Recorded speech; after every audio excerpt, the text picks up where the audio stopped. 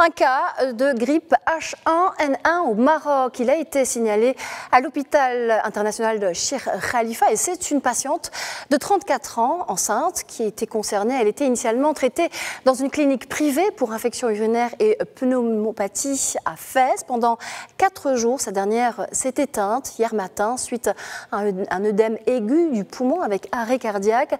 L'ensemble du personnel de soins a été informé dès la suspicion de la grippe H1N1 et des mesures de prévention de la transmission du virus ont aussitôt été appliquées. De son côté, le ministère de la Santé assure que la situation épidémiologique de la grippe saisonnière est normale dans le pays. Selon Mohamed Loudiyi, elle ne suscite aucune inquiétude.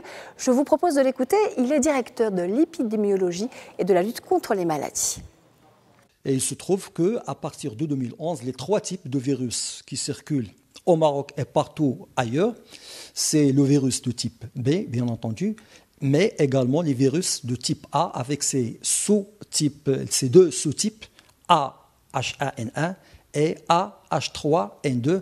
C'est ce que nous avons trouvé à travers le système de surveillance épidémiologique nationale qui fait partie du système mondial de surveillance épidémiologique. Donc c'est ce que nous avons trouvé. Nous avons trouvé que 18% des prélèvements que nous avons effectués chez des personnes qui ont une symptomatologie grippale, 18% étaient dus au virus de la grippe.